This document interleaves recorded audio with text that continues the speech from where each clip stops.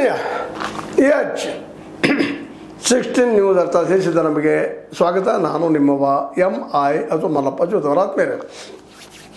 ಈಗಾಗಲೇ ಹಿಂದಿನ ಎಪಿಸೋಡ್ದಲ್ಲೇ ಇಲ್ಲಿವರೆಗೆ ಆದಂಥ ಬಾಗಲಕೋಟೆ ಬಗ್ಗೆ ಅಲ್ಲೇ ನಡೆದಿರುವಂಥ ಹಿಂದೆ ಕಾಂಪಿಟೇಷನ್ ಬಗ್ಗೆ ಮಾತಾಡಿದ್ವಿ. ಈಗ ನಿಶ್ಚಿತವಾಗಿಯೂ ದಾವಣಗೆರೆ ದಕ್ಷಿಣ ಕಾಂಗ್ರೆಸ್ ಗೆಲ್ಲಬೇಕಾದಂಥದ್ದು.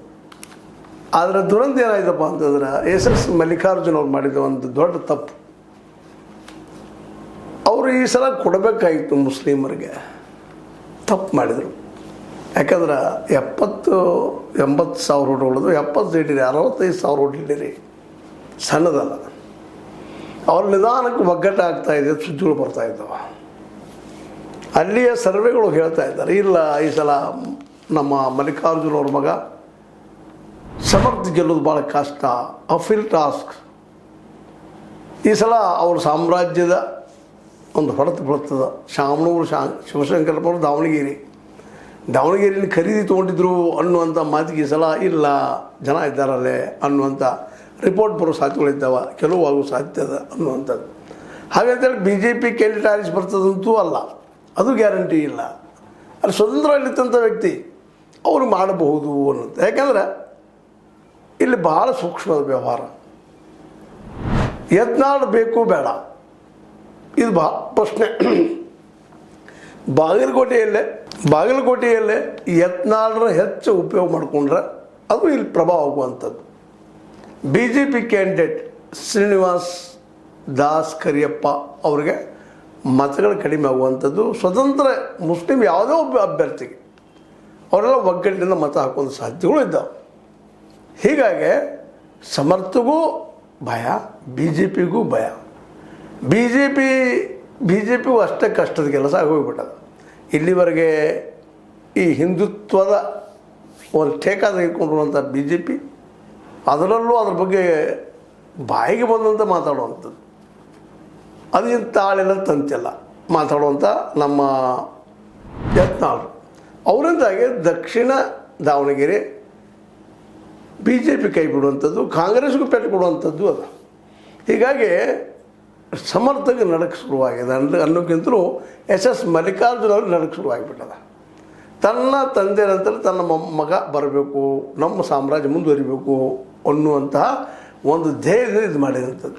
ಇವರೆಲ್ಲರೂ ಈ ಜಾತಿ ಧರ್ಮ ಆದಮೇಲೆ ರಾಜಕೀಯ ಮಾಡ್ತಾ ಬಂದವರು, ದುಡ್ಡಿನ ಬಲ, ವಿಶೇಷವಾಗಿ ವೀರಶೈವ ಲಿಂಗಾಯತ ಒಂದು ಏನಪ್ಪ ಅಧ್ಯಕ್ಷರಾಗಿ ಒಂದು ವೋಟ್ ಬ್ಯಾಂಕನ್ನು ಮಾಡ್ಕೊಂಬಂದಂಥವ್ರು, ನಿರಂತರವಾಗಿ ದಾವಣಗೆರೆಯನ್ನು ತಮ್ಮ ಕಪ್ಪಿ ಮುಷ್ಟಲ್ಲಿ ಇಟ್ಕೊಂಡಂಥವ್ರು ಶಾಮನೂರು. ಅವರ ಮೊಮ್ಮಗನಿಗೆ ಇವತ್ತಲ್ಲೇ ಒಂದಿಷ್ಟು ಚಳಿ ಬಿಡಿಸುವಂಥ ಕೆಲಸಗಳು ಆಗ್ತಾಯಿದ್ದಾವ ಅನ್ನುವಂಥ ವಾರ್ತೆಗಳಿದ್ದಾವೆ, ಸುದ್ದಿಗಳಿದ್ದಾವೆ. ಅತ್ಯಂತ ಬಲ್ಲ ಮೂಲಗಳ ಪ್ರಕಾರ ಸಮರ್ಥಿಸಲು ಗೆಲ್ಲೋದು ಭಾಳ ಕಷ್ಟ ಅಂತೇಳಿ. ಹೀಗಾಗಿ ಈಗೇನಿದ್ರು ಕಾಂಗ್ರೆಸ್ಸಿನ ಪೂರ್ತಿ ಗುರಿ ಬಾಗಲಕೋಟೆ ಮೇಲೆ. ಹಾಗಂತೇಳಿ ಸೋಲ್ತರಂತಲ್ಲ SS ಮಲ್ಲಿಕಾರ್ಜುನ್ ಅವರು. ಇಲ್ಲೂ ಇನ್ನೂ ಸಾಕಷ್ಟು ಪ್ರಭಾವಳಿಗಳಿದ್ದಾವೆ, ಜನ ಬಲ ಅದ, ಇನ್ನೂ ಅಲ್ಲಿ ಜಾತಿ ಬಲ ಅದ. ಮತ್ತು ಅದೇ ಕಾಲಕ್ಕಿಂತ ಅವ್ರ ಜಾತಿಯಲ್ಲೇ ಅವ್ರ ವಿರೋಧಿಗಳು ಇದ್ದಾರೆ, ಇಲ್ಲ ಅಂತಲ್ಲ. ಅಲ್ಲಿ ಸಿಕ್ಕಾಟಗಳಿದ್ದಾವೆ, ವೀರಶೈವ ಮತ್ತು ಲಿಂಗಾಯತರ ಮಧ್ಯೆಲ್ಲ. ಲಿಂಗಾಯತನೋ ಬೇರೆ, ವೀರಶೈವ ಬೇರೆ, ಇವೆಲ್ಲವೂ ಇದ್ದಾವೆ. ಇಂಥ ಎಲ್ಲ ಪ್ರಭಾವ ಆಗ್ಬೋದಾಯ್ತು ಸಲ ಅನ್ನುವಂಥದ್ದು. ಯಾಕಂದ್ರೆ ಲಿಂಗಾಯತರಲ್ಲೇ ಭಾಳ ಜನ ಅವ್ರ ವಿರೋಧಿಸಂಥವ್ರು ಇದ್ದಾರೆ. ಯಾಕಪ್ಪ ಇವರೇ ಯಾಕೆ ಬರಬೇಕು, ಇವ್ರ ಮನೆಯಲ್ಲಿ ಮಂದಿ ಯಾಕೆ ಬರಬೇಕು, ಮತ್ತೊಬ್ಬ ಲಿಂಗಾಯತ ಇಲ್ಲೇನ ಅನ್ನೋಂಥ ಪ್ರಶ್ನೆಗಳಲ್ಲಿ ಉದ್ಭವ ಆಗ್ತಾಯಿದ್ದವು. ಹೀಗಾಗಿ ಮಲ್ಲಿಕಾರ್ಜುನ್ ಅವರ ಗೆಲುವು ಭಾಳ ಕಷ್ಟ. ಅಂದ್ರೆ ಅವ್ರ ಮಗನ ಗೆಲುವು. ಯಾಕೆ ಮನೆಯಲ್ಲಿ ನೋಡ್ರಿ, ಅಪ್ಪ ಮಿನಿಸ್ಟರು, ಅವ್ವ MP, ಹಿಂದೆ ಇವರು ಅಜ್ಜ ಅಂದ್ರೆ ಸಮರ್ಥನ ಅಜ್ಜ, ಅವರು MLA ಇದ್ದರು. ಇಡೀ ದಾವಣಗೆರೆಯನ್ನು ತಮ್ಮ ಹೆಂಗೆ ಬೇಕೋ ಹಂಗೆ ಕುಣಿಸ್ಕೊಳ್ತಾ ಬರ್ತಾಯಿದ್ರು. ಆದರೆ ಅನೇಕ ಮುಸ್ಲಿಂ ಯುವಕರು ಆವತ್ತಿದ್ದಂಥವ್ರು ಇವತ್ತು ಮುಸ್ಲಿಮರು ಅವ್ರು ಸಹಾಯ ಮಾಡಿದರು. ದಾವಣಗೆರೆ ದಕ್ಷಿಣಕ್ಕೆ ಅವರು ಪ್ರೀತಿಯಿಂದ ಕೊಡಬೇಕಾಗಿತ್ತು, ಪ್ರೀತಿಯಿಂದ ಕೊಟ್ಟಿದ್ರೆ 2028ರಲ್ಲಿ ಮಲ್ಲಿಕಾರ್ಜುನ್ ಅವ್ರಿಗೆ ಅವರ ಆರಿಸ್ಕೊಂಡು ಬರ್ತಾಯಿದ್ರು. ಯಾಕೋ ತಪ್ಪು ಮಾಡಿದ್ರು ಈ ವಿಷಯದಲ್ಲೇ ಸಮರ್ಥ ಮತ್ತು ಅವರ ಅಪ್ಪ, ಅವರ ಅವ್ವ. ಇಲ್ಲಾಂದ್ರೆ ಅವರ ಆಡಳಿತ ಈಗ ನೋಡ್ರಿ, ಯಾರೋ ಮುಸ್ಲಿಮರು ಬಂದರು. ಈಗ ನೋಡ್ರಿ, ಉದಾಹರಣೆ ಸಾದಿಕ್ ಪೈಲ್ವಾನ್ಗೆ ಟಿಕೆಟ್ ಕೊಡಿಸಿದ್ರೆ ಸರಳವಾಗಿ ಗೆದ್ದು ಬರ್ತಿದ್ರು. ಅವ್ರು ಯಾವಾಗಲೂ ಋಣಿ ಇರ್ತಿದ್ರು ಶಾಮನೂರು ಶಿವಶಂಕರಪ್ಪರು ಒಂದು ಮನೆತನಕ್ಕೆ. ಅವ್ರ ಹಿಂದೆ ಇದ್ದಂಥ ಅನೇಕ ಜನ ಅವ್ರು ಋಣಿ ಇರ್ತಾರೆ. ಹೌದಪ್ಪ, ಇವ್ರು ನಾವು ಮಾಡಿಸಿದ್ರು, ಮಾತು ಉಳಿಸಿದ್ರು ಅಂತೇಳಿ. ಇದರಿಂದಾಗಿ ಸಾದಿಕ್ ಅವ್ರ ಪಾಪ ಪ್ರಚಾರ ಮಾಡ್ತಾ ಇರ್ಬೋದು, ಇಲ್ಲಂತಲ್ಲ, ಅವ್ರಿಗೆ ಅನಿವಾರ್ಯತೆಗಳು. ಮತ್ತು ಬದುಕಂದ್ರೆ ಗೊತ್ತದ ನಿಮಗೆ, middle class, lower middle class, higher class ಜನರ ಪರಿಸ್ಥಿತಿ, ಅದರಲ್ಲಿ ಮಿಡಲ್ ಮತ್ತು ಲೋವರ್ ಮಿಡಲ್ ಕ್ಲಾಸ್ ಮಂದಿ ಪರಿಸ್ಥಿತಿ ಏನಿರ್ತದೆ ಅಂತೇಳಿ. ಮತ್ತು ವಿಶೇಷ ನಿಮಗೂ ಗೊತ್ತದ, ಮುಸ್ಲಿಮರಲ್ಲಿ ಸಹಿತ ಅಂತ ಹೇಳ್ಕೊಳ್ಳುವಂಥ ಆರ್ಥಿಕ ಭದ್ರತೆ ಇಲ್ಲ ಅನ್ನುವಂಥದ್ದು ಅನೇಕ ಏನೋ ಅಲ್ಲೊಬ್ಬ ಶ್ರೀಮಂತರಾಗಿರ್ಬೋದಿಲ್ಲ ಅಂತಲ್ಲ, ಆದರೆ ಆರ್ಥಿಕ ಭದ್ರತೆ ಅಲ್ಲೂ ಇಲ್ಲ. ಇವತ್ತಿಗೂ ಸಾಚಾರ ಕಮಿಟಿ ಪ್ರಕಾರ, ಅದರ ಅಭಿಪ್ರಾಯದ ಪ್ರಕಾರ, ಸ್ವಚ್ಛರ ಕಮಿಟಿ ಅಂತ ಹಿಂದೆ ಮಾಡಿದ್ರು ಇದನ್ನು, ಆ ಸಂದರ್ಭದಲ್ಲೇ ಮಾಡಿದಂಥ ಸರ್ವೆ ಪ್ರಕಾರ SC STಗಳ ಮಟ್ಟದಲ್ಲಿ ಇವ್ರು ಬದುಕದ ಅನ್ನುವಂಥ ರಿಪೋರ್ಟ್ಸ್ಗಳು ಇದ್ದಾವೆ. ಹೀಗಾಗಿ ಅವರೆಲ್ಲ ಖುಷಿ ಆಗ್ತಿದ್ರು. ಇವತ್ತು 2028ರಲ್ಲಿ ನಿಶ್ಚಿತವಾಗಿಯೂ ಮಲ್ಲಿಕಾರ್ಜುನ ಯಾರು ಹೇಳ್ತಾರೆ ಅವ್ರನ್ನ ಆರಿಸ್ಕೊಂಡ್ಬರ್ತಿದ್ರೇನೋ, ಅವರು ತಪ್ಪು ಮಾಡಿದ್ದರು. ಇವತ್ತೇನೋ ಸಾಧಿಕ ಪೈಲ್ವಾನರಿಗೆ ಏನೋ ಆಸೆ ಇಚ್ಛೆ ಮಾಡಿ ಅವ್ರನ್ನು ಅಲ್ಲಿ ಮುಸಲ್ಮಾನರು ಮಾತಾಡೋದಾಗದು ತೊಗೊಂಡಿರ್ಬೋದು, ಆದರೆ ಸಾಧಿಕರು ಅವರಿಗೂ ಒಳ ಮನಸ್ಸಿನಲ್ಲಿ ನೋವು ಅದ, ಅದರ ಸಲುವಾಗಿ ಅನ್ನೋದು ಅಲ್ಲಲ್ಲೇ ಒಂದಿಷ್ಟು ಮುಸಲ್ಮಾನರು ಮಾತಾಡೋದನ್ನು ನಾವು ಗಮನಿಸಬೇಕಾಗಿದೆ. ಹೀಗಾಗಿ ದಾವಣಗೆರೆ ಮೋಸ್ಟ್ಲಿ ಕಾಂಗ್ರೆಸ್ನ ಕೈ ಬಿಡ್ತಾ ಇದೆ. ಮತ್ತು ಕಾಂಗ್ರೆಸ್ಗೂ ಅನಿವಾರ್ಯ ಆಗಿತ್ತು. ಯಾಕಪ್ಪ ಅಂದರೆ ಈಗ ಬೆಳೆದಿದ್ದಂಥ ಕುಟುಂಬ ಶಾಮನೂರು ಶಿವಶಂಕರಪ್ಪನವ್ರದ್ದು ದಾವಣಗೆರೆಯಲ್ಲಿ ಅಗದಿ ಪ್ರಬಲ ಲಿಂಗಾಯತ್ ಕಮ್ಯುನಿಟಿಯಲ್ಲಿ head of the Lingayat and Veerashaiva community. ಹೀಗಾಗಿ ಅವ್ರನ್ನ ಎದುರು ಹಾಕೊಳ್ಳೋದು ರಾಜ್ಯ ಮಟ್ಟದಲ್ಲೇ ಕಷ್ಟ ಆಗಿತ್ತು. ಹೀಗಾಗಿ ಅದು ನಮ್ಮ DK ಶಿವಕುಮಾರ್ ಅವರು ಸಹಿತ ಈಗ ಗೊತ್ತದ ನಿಮಗೆ, HD ಕುಮಾರಸ್ವಾಮಿಗಳನ್ನ ಯಡಿಯೂರಪ್ಪನ ಒಂದು ಮಾಡಿ ಮುಂದಿನ ಚುನಾವಣೆಯಲ್ಲೇ ಈ ಹಿಂದೆ ಹೊಡಿಬೇಕಪ್ಪ ಅಂತೇಳಿ BJP ಪ್ಲ್ಯಾನ್ ಮಾಡ್ತಾ ಇರೋದು. ಇವೆಲ್ಲ ನೆರಗಟ್ಟಿನಲ್ಲೇ ಕಾಂಗ್ರೆಸ್ ಸಹಿತ ಅನಿವಾರ್ಯವಾಗಿ ಕಾಂಗ್ರೆಸ್ಸು ಈ ಒಂದು ಲಿಂಗಾಯತ್ ಕಮ್ಯುನಿಟಿ, ಅದರಲ್ಲೂ ಲಿಂಗಾಯತರು, ಸಿದ್ದರಾಮಯ್ಯನವರು ವಿಶೇಷ ಲಿಂಗಾಯತಿನ ಮೇಲೆ ಒಲವು ಬಿಟ್ಟ, ಬಸವಣ್ಣವ್ರ ಮೇಲೆ ಒಲವು ಬಿಟ್ಟ, ಆ ಒಂದಿಷ್ಟು ಏನೋ ಅವರ ಸಿಂಪತಿ ಗ್ಯಾದರ್ ಮಾಡ್ಕೊಂಡಿದ್ದಾರೆ, ನಮ್ಗೆ ಸಂಗ್ರಹ ಮಾಡ್ಕೊಂಡು ಅವು ಮತಗಳಾಗಿ ಪರಿವರ್ತನೆ ಮಾಡುವಂತ ಹೇಳ್ತಾರೆ. ಈ ಸೇರುವಷ್ಟು ಬಂದು ನಾವು ಗೆಲ್ತೀವಿ ಅನ್ನುವಂಥ ಒಂದು ಕಾರಣಕ್ಕಾಗಿ ನಮ್ಮ ಮಲ್ಲಿಕಾರ್ಜುನವ್ರಿಗೆ SS ಮಲ್ಲಿಕಾರ್ಜುನವ್ರ ಟಿಕೆಟ್ ಅವ್ರ ಮಗನಿಗೆ ಟಿಕೆಟ್ ಕೊಟ್ಟಿದ್ದ. ಖರೆ ಅದು ಇವತ್ತು ಅದು ಕಾಂಗ್ರೆಸ್ಸಿಗೆ ಮುಳು ಆಗುವಂಥ ಎಲ್ಲ ಸಾಧ್ಯತೆಗಳು ಕಾಣ್ತಾ ಇದ್ದಾವೆ.